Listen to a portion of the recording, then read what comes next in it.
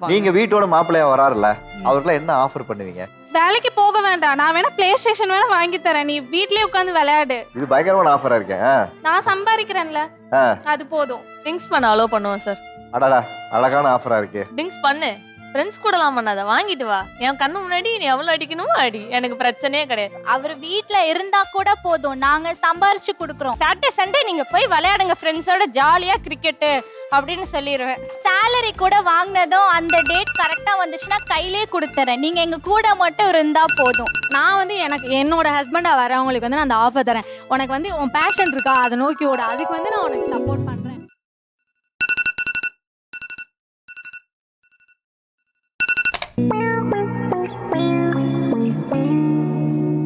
வணக்கம். வணக்கம். இந்த வீடியோல நம்ம என்ன பார்க்க போறோம்னா, நீயா நானா, தமிழா தமிழா, வா தமிழா வா, இதுல நடந்த சில சம்பவங்கள்.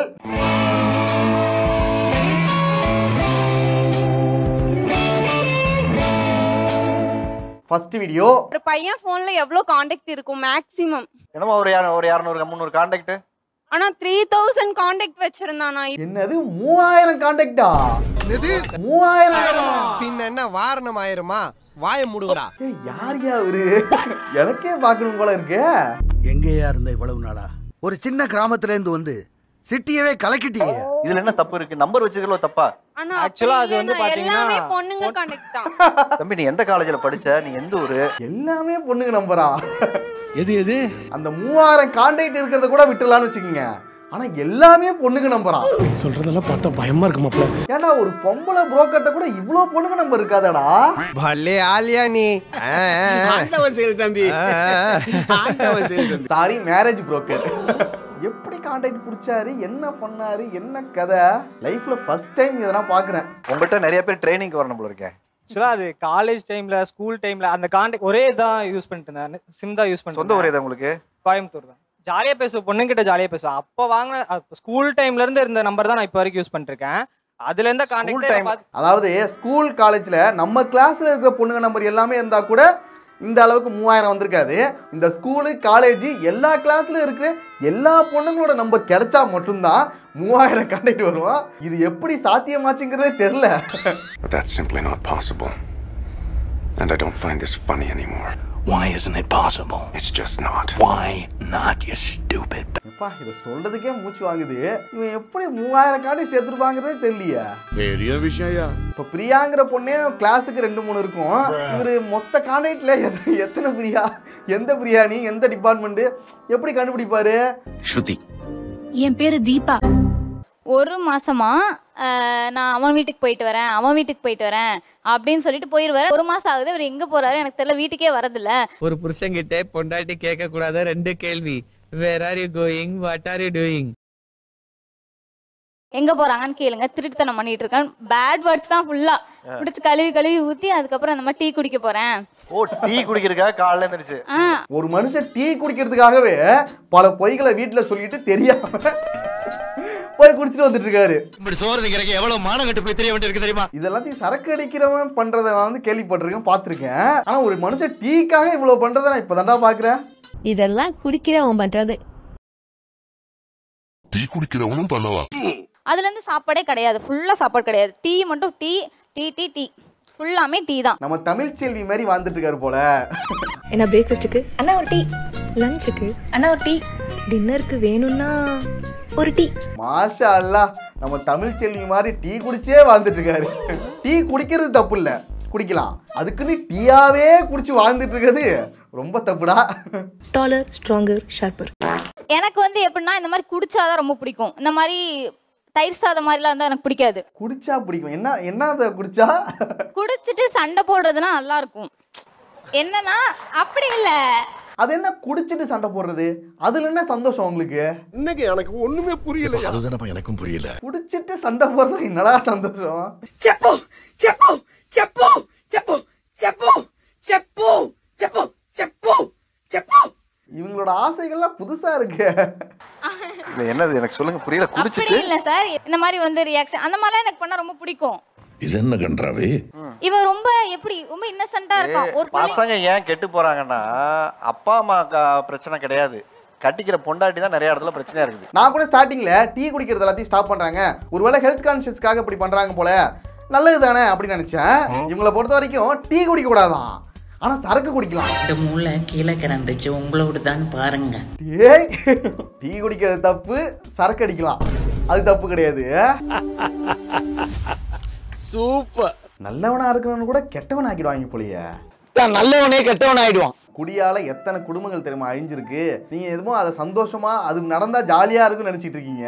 அதெல்லாத்தையும் அனுபவிச்சாதான் தெரியும் உங்களுக்கு. சும்மா வெளில இருந்து பார்க்கும்போது ஜாலியா இருக்குன்னு நினைக்கிறீங்களா?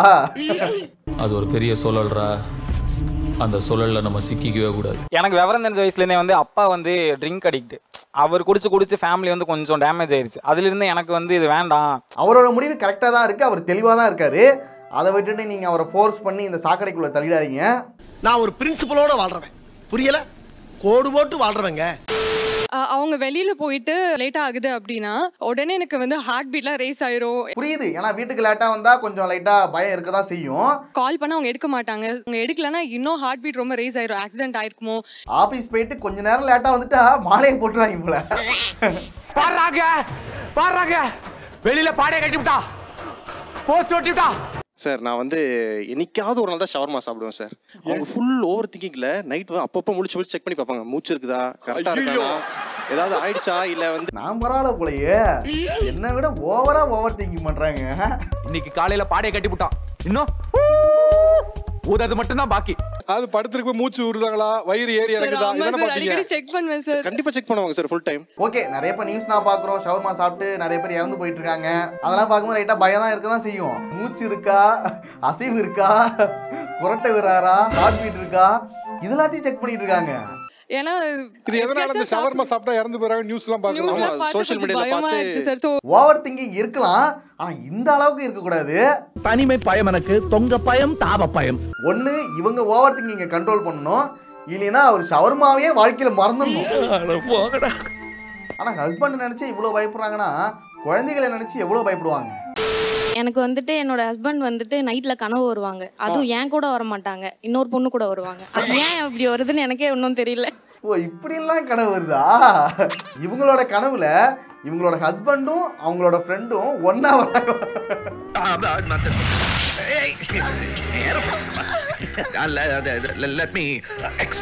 ஆனா இது ரொம்ப ஒரு கொடுமையான கனவு தான். இது கனவா இருக்கிற வரைக்கும் நல்லது. ஆமா, க்ளோஸா இருப்பாங்க. அப்படி கனவு வந்துச்சுன்னா நான் இவனை சும்மா விட மாட்டேன். மார்னிங் எழுந்துச்சு நீ உண்மையை சொல்லிடு, நான் உன்னை எதுவும் பண்ண மாட்டேன், உனக்கு அவன் மேல அஃபெக்ஷன் இருக்குதானே. உங்களோட கனவுல எப்படிலாம் வந்தா அவர் என்ன பண்ணுவாரு? அடுத்து ஜென்மோன்னு ஒண்ணு இருந்தா மாவள நான் உனக்கு பொண்டாட்டியா பிறந்து உன்னை பழி வாங்காம விட மாட்டேன். ஒரு நாள் வந்தா பரவாயில்ல சார், வாரத்துக்கு அவங்களே ஒரே பர்சன் கூடயே வரும். எப்படி சிக்கி இருக்க பாத்தியாப்பா அப்படிங்கறப்ப நீங்க அதை பத்தி அதிகமா யோசிக்கிறீங்க போல, அதனாலதான் அது கனவாவே வருது. சரி, உங்களுக்கு கனவு வருது, அது யதார்த்தமா எதர்ச்சியா வந்துட்டுன்னு வச்சுக்கோங்க, அதுக்கு போயிட்டு அவர்கிட்ட எப்படி சண்டை போட முடியும்? இதுல எப்படி லாஜிக் இருக்கு எனக்கு புரியல. இவர் என்ன பண்றாரு? இவரோட நிலைமையை பார்க்கும்போது கொஞ்சம் பாவமா தான் இருக்கு. ஒரு அளவுக்கு தான் ப்ரோ, எல்லாமே சும்மாலாம் நோண்ட கூடாது ப்ரோ. என்ன கிடையாது, தூக்கி அடிப்பாங்க சார். தூக்கி அடிப்பாங்களா? கனவு வந்ததுக்குலாம் அடிச்சா என்ன நியாயம்? அவன் ஏத்துக்கவே மாட்டான் சார், சிரிப்பான் சார், வெறுப்பேத்துற மாதிரி சிரிப்பான். சிரிக்கிறானி வெக்கமா இல்ல? எனக்கு இன்ஷியல் பிரச்சனையே வரக்கூடாதாங்க சார், ஏலியே மாப்பிள்ளை பார்க்க சொன்னேன். அப்படியா? அப்பா பேரு, என் பேர் சந்தியா, அப்பா பேரு ஆறுமுகம். இவங்களோட அப்பா பேரு ஆறுமுகம். சின்ன வயசுல இருந்து ஏங்கிற இன்ஷியல் போட்டே பழகிட்டாங்களாம். அதனால எனக்கு வர புருஷனும் ஏங்கிற பேர்ல ஆரம்பிக்கணும். பேர் என்ன? சீனு. சீனு. அப்போ வேலைக்கு ஆகுது, நோ சான்ஸ். இந்த காலத்துல பொண்ணுங்க எவ்வளோ எதிர்பார்ப்புல வைக்கிறாங்க. கவர்மெண்ட் ஜாப் இருக்கணும், மாசம் 1 லட்சம் சம்பாதிக்கணும், சொந்த வீடு இருக்கணும், அமெரிக்காவில் செட்டில் ஆகணும், என்னென்னமோ சொல்றாங்க. ஆனா இவங்க பாருங்க, ஏங்கிற பேர்ல கிடைச்சா மட்டும் போதும், நீங்க வந்தா மட்டும் போதும், நீங்க வந்தா மட்டும் போதும். அது கண்டுபிடிச்சிட்டாங்க, கண்டுபிடிச்சு கல்யாணமே பண்ணிட்டாங்க. எனக்கு இன்ஷியல் மாத்துறதுக்கெல்லாம் விருப்பம் கிடையாது. ஏழை மாப்பிள்ளை பாருங்க, இல்லைன்னா நானே பார்க்கறேன்னு சொல்லி நானே பார்த்துட்டேங்க சார். நீ எப்படி வேணா இருந்துட்டு போ, உன் பேர் ஏழ ஆரம்பிக்கணும், அவ்வளவுதான். ஸோ என்னோட ரிசப்ஷன் டே அன்னைக்கு ப்ரைவேட் லோன் ஆப் இருக்கு இல்லைங்களா, ஸோ அதிலேருந்து அமௌண்ட் எடுத்து ஸோ ஃப்ரெண்ட்ஸுக்கெல்லாம் பார்ட்டி பண்ணிவிட்டு இப்போ வரைக்கும் அந்த லோனை கட்டிகிட்டு இருக்கோம் சார். பார்ட்டிங்கிறது ஃப்ரெண்ட்ஸுக்கு வைக்கலாம், அதுக்குன்னு இப்படி கடன் வாங்கியா வைப்பீங்க? யாராவது வேணும்னு செய்வாங்களா? ஆனா நான் செய்வேன். அதுவும் லோன் ஆப்ல இருக்கிறதுலயே அவனுக்கு ரொம்ப மோசமானவனுங்க. அதுல வாங்கி நீங்க ஃப்ரெண்ட்ஸுக்கு பார்ட்டி வச்சே ஆகணுமா? அவ்வளவு அவசியமா? உன் ஃப்ரெண்ட்னு சொல்றது எனக்கு அசியமா இருக்குதுடா. டேய் எப்படா இந்த மாதிரி செய்ய முடியுது உன்னால 6 பேருக்கு 500 ரூபா கொடுத்தா எப்படா பத்தோம்? அதெல்லாம் உங்களுக்கு என்னென்னலாம் ஃபோன் கால் வருது அதெல்லாம் தெரியும் தானே உங்களுக்கு? கரெக்டாக கட்டிட்டு இருக்கேன் இப்போலாம் அந்த மாதிரி இது வருது. மகனை 2 நாள் தவறுச்சுன்னு வச்சுக்க வீடு போது மானத்துக்கு எடுத்து. கரெக்டாக கட்டிட்டு இருந்தாலும் வர சம்பாதிக்கிறதே கொஞ்சம், அது எல்லாமே பாதி அங்கே போயிடுச்சுன்னா பேலன்ஸ் ஃபினான்ஷியலாக ஃபேஸ் பண்ணுறது ஃபேமிலி மட்டும்தான் சார். நீ கடன் வாங்கியாவது பார்ட்டி வைக்கணும்னு சொல்ற நண்பர்கள் வந்துட்டு ஒரு நல்ல நண்பர்களா? ஒருவேளை இவர்கிட்ட பார்ட்டி வைக்கிறதுக்கு பணம் இல்லைன்னா நீ அப்புறமா வந்த பிறகு வச்சுக்க மச்சான் பரவாயில்லடா அப்படின்னு சொல்லி விட்டுடலாம்ல. பணம் அலையாதீங்க. இன்னைக்கு தரலான்னு அன்னைக்கே பிடிச்சி என்னமோ கொண்டுற மாதிரி கடங்காங்க பூரா அந்த தப்பு பண்றீங்க. நீ கடன் வாங்கியாவது பார்ட்டி வை அப்படின்னு மொத்த கால நிக்கிறவனுங்க நல்ல ஃப்ரெண்ட்ஸா? ஒருவேளை இவரும் இதே போல பண்ணிருப்பாரா வேற யாராவது ஃப்ரெண்டுக்கு? நாளைக்கு மட்டும் சரக்கு வரல நீ பாயில அதனால அவங்க விடாம நீ வச்சே ஆகணும், நீ எப்படி வச்சாலும் வையே அப்படின்னு கேட்டுருக்காங்க போல. ஸோ பார்ட்டின்னு கால் பண்ணிட்டா போதும் கிளம்பிடுவாரு சார். அவங்களுக்குள்ளே டிஸ்கஷன் பண்ணிப்பாங்க. சார் நல்லா இருக்கு பார்ட்டின்னு போகும்போது. கல்யாணத்துக்கு முன்னாடி ஜாலியாக ஃப்ரெண்ட்ஸு பார்ட்டி அப்படின்னு ஜாலியாக சுற்றி இருக்கலாம். ஆனால் கல்யாணத்துக்கு அப்புறம் அதுக்கேற்ற மாதிரி மாறி தான் ஆகணும். அதிபஸ் மச்சான் நல்லா பண்ணு. பிரைமரி லெவல் பேசு. ஏய் இருடா இங்க நில்டா. இருடா. யார் பதர் நீங்க? சூப்பர் மார்க்கெட் போற எக்ஸாம் அந்த கிட்ஸ் செக்ஷன்ல போயிட்டு அப்படியே நின்னுட்டு இருக்காரு. அங்க போயிட்டு ஜாய் வாங்குறது. கட்டோர் எடுத்துங்க நம்ம கை சின்னத்தை எடுத்து நோண்டுங்க. சின்ன குழந்தை மாதிரி உடனே போயிட்டு அதை வாங்கி சாப்பிடுறது. இவ்வளோ பெருசா கல்யாணம் ஆயிடுச்சு, இதுக்கப்புறம் எதுக்கு அதெல்லாம் சாப்பிட்டுட்டு? ஏன்னா கல்யாணம் பண்ணிட்டா கிண்டர் ஜாய் கூட வாடா சாப்பிடக்கூடாது. இன்னுமா இதுகளை திங்கிற? ஆமாண்ணே சின்ன வயசுல இருந்து பழகி போச்சுனே. அவரு சின்ன வயசுல ஆசைப்பட்டு அப்பாட்ட கேட்டிருப்பாரு, அப்பா கிண்டர் ஜாய் வாங்கி கொடுங்கப்பா. சும்மாறா கிண்டர் ஜாயாவது அப்படின்னு திட்டிருப்பாங்க. பாவட்டெல்லாம் வந்துருச்சுங்க தப்பா நினைச்சுக்காதீங்க. சரி அப்பதான் முடியல, இப்ப நல்லா சம்பாதிக்கிறோம், நம்ம ஆசைப்பட்டதை வாங்கி சாப்பிடலாமே அப்படின்னு சொல்லி சாப்பிடுறாரு. அது உங்களுக்கு பொறுக்கல. அப்பா விட்டு சொத்தா என் பணம் என் காசு என் பைசா என் டப்பு. ஆனா இன்னமும் நீங்க அதெல்லாமா சாப்பிட்டுட்டு இருக்கீங்க? இல்லை சார், சின்ன வயசுல எல்லாம் அவ்வளோ வாங்கி கொடுக்க மாட்டேன். உங்களுக்கே தெரியும் அது ரொம்ப காஸ்ட்லியான விஷயம். இப்போ நம்ம வளர்ந்துட்டோம், நம்ம தான் சம்பாதிக்கிறோம், அதனால வாங்கி வீட்டில் ஸ்டாக் வச்சுப்பேன். அப்பப்போ ஆசைப்படுற டைம்ல சாப்பிட்றது ஓகே தான், அதுக்குன்னு அடிக்டடா இருக்கக்கூடாது. அதெல்லாம் கிட்ஸ் பண்ற மாதிரி தானே சார் இருக்கும். மேரேஜ் ஆயிடுச்சு இல்லை சார். இது எல்லாத்தையும் அவங்களோட ஹெல்த்துக்காக சொன்னா பரவாயில்ல, அது கல்யாணம் ஆகிட்டு கல்யாணம் ஆன பிறகு ஏன் சாப்பிடணும்? உங்களை இப்படி பார்ப்பதற்கு மனவேதனையாக உள்ளது, என்ன செய்வது? உங்களுக்கு நேரம் அப்படி உள்ளது. சின்ன வயசுல நமக்கு பிளே ஸ்டேஷன் வாங்கணும்னு ஆசையா இருக்கும், அப்போ முடியாது. ஏன்டா எருமாடு மாரி வளர்ந்துருக்க, இந்த வயசுலயாடா வீடியோ கேம் விளையாடுவ அப்படின்னு சொல்றாங்க. எனக்கு இப்படி ஒரு சோதனைடா. கிரிக்கெட் விளையாட போனா கூட என்னடா சின்ன பசங்க மாதிரி கிரிக்கெட் விளையாடிட்டு இருக்கீங்க அப்படின்னு கேக்குறாங்க. ஏன்னா வயசுக்கும் விளையாட்டுக்கும் என்னடா சம்பந்தம் இருக்கு? சம்பந்தப்படுத்திக்கிட்டு இதே இவங்க வந்துட்டு ஐஸ்கிரீமா சாப்பிடுவாங்களாம், அது தப்பு கிடையாது, அது வந்து தப்பு கிடையாது. இவங்க ஐஸ்கிரீம் சாப்பிட்றாங்களா இல்லையா? சார் ஃப்ரிட்ஜ் ஃப்ரீசர் ஃபுல்லாக இருக்கும் இருக்குல்ல. சாக்லேட்லாம் சாப்பிட்றாங்களா இல்லையா? அதெல்லாம் கன்ஃபார்ம். சாப்பிட்டா பானிபூரி அவங்க வந்துட்டு அந்த குழந்தைத்தனத்தோட தான் இருப்பாங்க, நாம அப்படி இருக்கக்கூடாது.